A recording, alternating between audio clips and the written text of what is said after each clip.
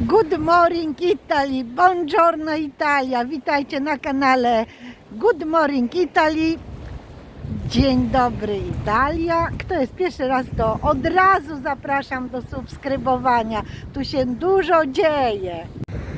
Znajduję się w Ostia Lido na plaży. To jest wolna plaża, czyli taka bezpłatna. Tutaj ludzie latem przyjeżdżają, opalają się i nie płacą za wstęp. Rozkładają swoje toboły, różne ręczniki, prześcieradła i jest ok. Można tutaj też wypożyczyć sobie leżak albo parasol i jest ok.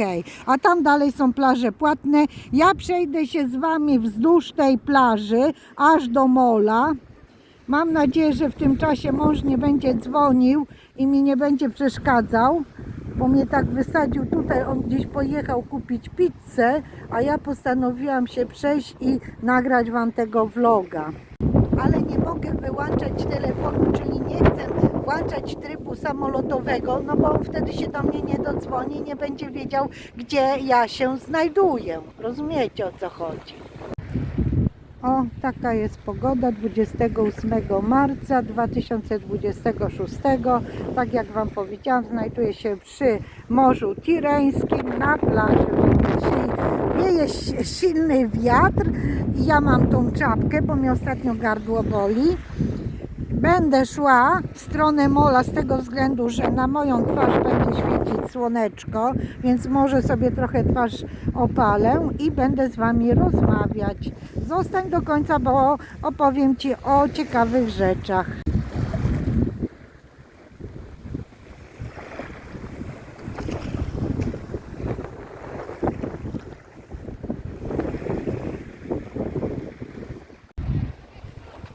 Dużo osób, nawet może i Ty, przylecisz do Rzymu na Niedzielę Palmową, a może już jesteś w Rzymie, bo dzisiaj jest sobota, jutro jest niedziela, Niedziela Palmowa, jutro zmieniamy czas, znaczy dzisiaj w nocy zmieniamy czas, 1 godzinę do przodu idziemy, także dzisiaj będziemy krócej spać. No i bardzo dużo przyjedzie turystów do Rzymu. Do Rzymu na święta wielkanocne jest przewidziana taka cyfra turystów. 491 000 ludzi. Tyle osób zarezerwowało miejsca w hotelach, w różnych tam domach wypoczynkowych czy w apartamentach. Ci turyści zatrzymają się w Rzymie 3 noce. Teraz ja sprawdziłam na Google'u, jeżeli każdy z tych turystów tylko odwiedzi 2 najważniejsze muzea.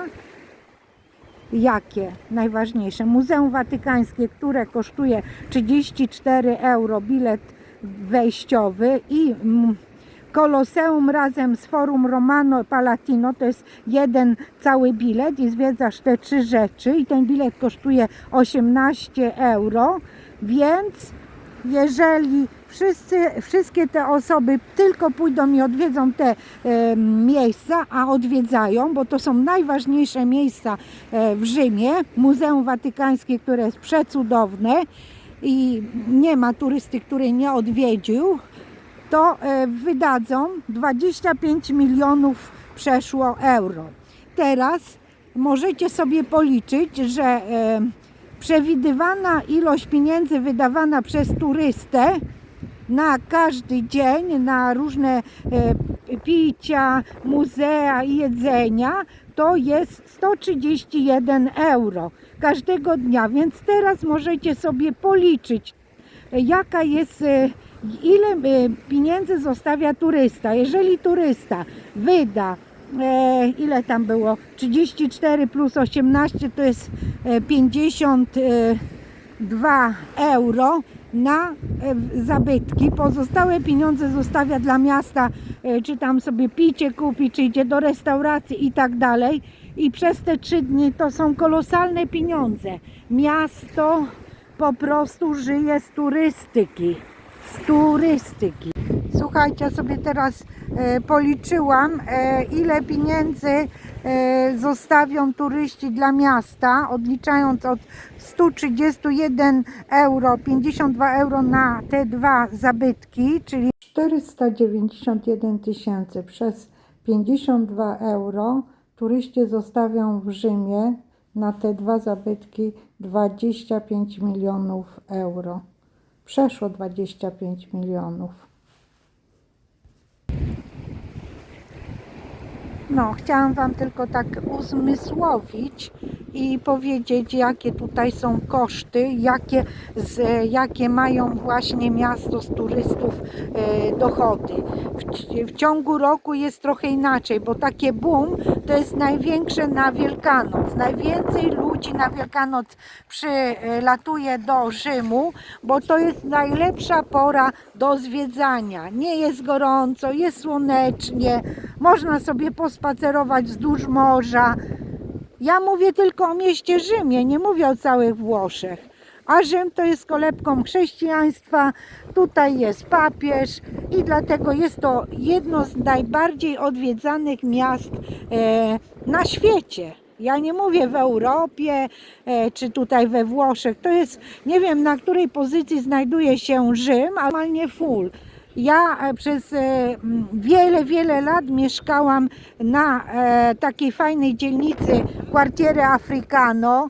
Jak jeździłam do pracy do centrum Rzymu, no to mówię Wam, jak były święta, to mieliśmy tak dużo turystów pracy, bo ja pracowałam w restauracji, no to oni rezerwowali miejsca w restauracji miesiąc wcześniej. Przyjeżdżały grupy turystów z Niemiec. Najwięcej Niemiec przyjeżdża do Rzymu na Wielkanoc.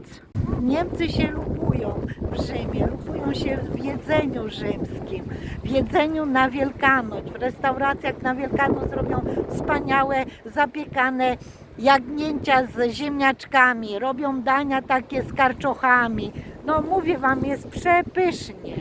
A takim jednym z głównych dań w Rzymie, no to wiadomo, że rzymskie jedzenie to jest takie jak rigatona alla matriciana, później rigatoni albo spaghetti cacio pepe, albo co tam jeszcze, rigatona alla gricia i takie inne właśnie dania. No i tutaj jest bardzo słynne supli. Supli to jest tak jakby krokietki z ziemniaków i słynne są karczochy alla giudia, czyli karczochy po żydowsku i karczochy alla romana, czyli po rzymsku.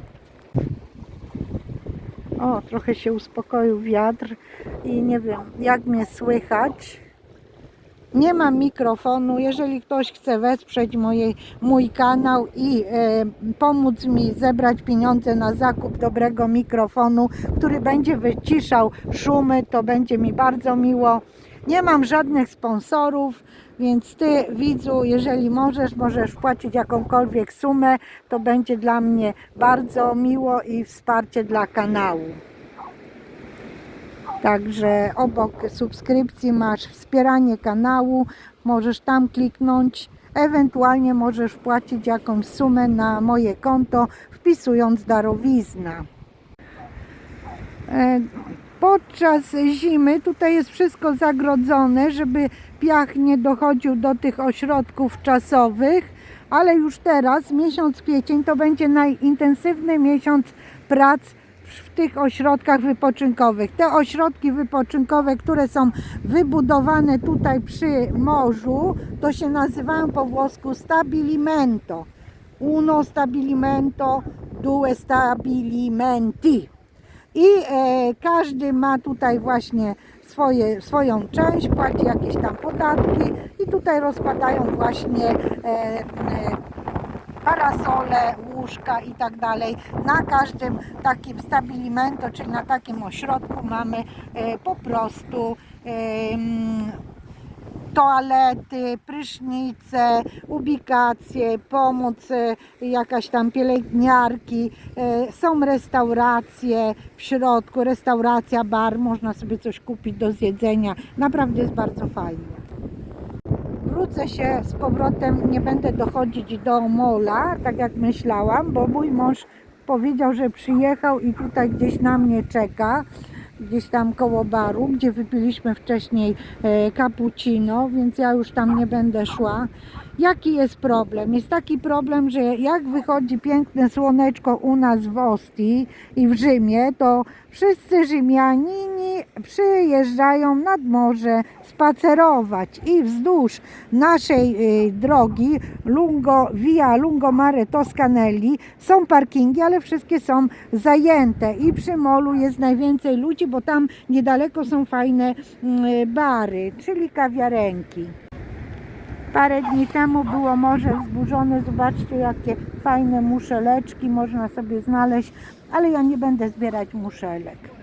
Jak ludzie przyjeżdżają tutaj samochodami, to zbierają muszelki, sobie przywożą trochę piasku, trochę muszelek, ale jakby leciał samolotem, to jakoś tak nie bardzo. Nie wiem, czy można przewozić piasek czy kamienie w plecaku z nadmorza. Nie mam zielonego pojęcia, ale jeżeli ktoś coś takiego zrobił i przewiózł, to proszę mi napisać. O, teraz można spacerować sobie z pieskami, bo nie ma właśnie tych turystów i wczasowiczów, ale sezon wypoczynkowy zaczyna się 1 maja, więc już tutaj ludzie z psami nie mogą chodzić. W przeciwieństwie w Polsce ludzie latem nad morzem, jak są dzieci, ludzie opalają się, wychodzą i chodzą wzdłuż plaży i po plaży z pieskami, a wiadomo, piesek i siknie i kupę zrobi i nie zawsze ten właściciel po nim posprząta. A tutaj jest zabronione wprowadzanie psów.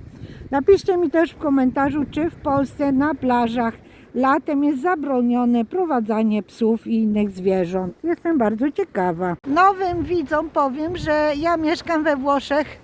To słonko mnie razi, ale super. Mieszkam we Włoszech od 1989 roku i pierwsza moja praca była właśnie tutaj nad morzem jako opiekunka 2 starszych osób pół roku, a później pracowałam w restauracji. Jako kelnerka poznałam kuchnię włoską, lubię gotować, mam kanały kulinarne. Jakie kanały, to Wam zostawiam linki tutaj pod tym filmem. Poza tym mam męża Włocha i codziennie gotuję po włosku. Lubię kuchnię włoską, bo jest szybka, prosta i smaczna. Kuchnia polska jest też smaczna, ale wiele potraw trzeba długo gotować. Chyba że robi się jakąś zalewajkę, to nie wiem, ale to nie jest aż takie pożywne, ale cokolwiek. A najszybciej no to Polacy lubią zjeść kotleta schabowego, bo przychodzi żona z pracy czy mąż i stuka te kotlety, gotuje w międzyczasie ziemniaki w ciągu 20 minut ugotujesz i po prostu zrobisz surówkę, czy otworzysz jak to się nazywa, kiszoną kapustę i masz. Wiecie co, tu taki piękny ptak łowi rybę, że ja muszę Wam go nagrać. Ale on tu pływa i łowi rybki. O, ja muszę go nagrać, o, widzicie go? Już Wam go przybliżam. On gdzieś tam popłynął koło tych kamieni. Może się wynurzy. Fajnie tak się... A, on jest tutaj gdzieś. No wiecie co, ciężko mi go teraz zobaczyć, bo po prostu się przemieszcza. A, już tam poszedł. Sobie popłynął. Nie wiem, czy go widać, ale chyba go widać. A, fajnie, chyba go widzę. A, zobaczcie, jakie fajne drzewo. Ludzie sobie tutaj po prostu wypoczywają, opalają. A tutaj jeszcze Wam powiem z ciekawości dla osób, które nie wiedzą, tu są takie właśnie zapory z tych kamieni, żeby rozbijały fale i żeby morze nie zabierało nam plaży. Także w tym roku jeszcze tutaj dołożyli tych głazów trochę i tak wzdłuż plaży robią. Właśnie zobaczcie, tutaj są takie, taka jest koparka, nie koparka, jest jakiś wywrotka, bo przywozi te głazy. No naprawdę bardzo dużo pracy tutaj włożyli, ale są efekty. Zwróćcie uwagę na tych turystów. Idzie z plecakiem, przyjechał sobie i przyszedł sobie spacerować. Tutaj jakiś pan se spaceruje, tu następny. Fajnie jest.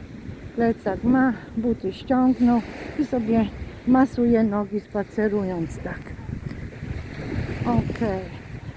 Także jednym słowem widzicie, jak pięknie jest. O, widzicie?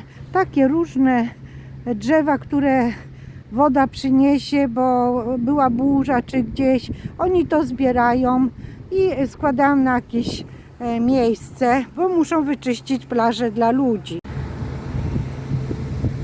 Tam jak widzicie stoją te koparki, to wszystko.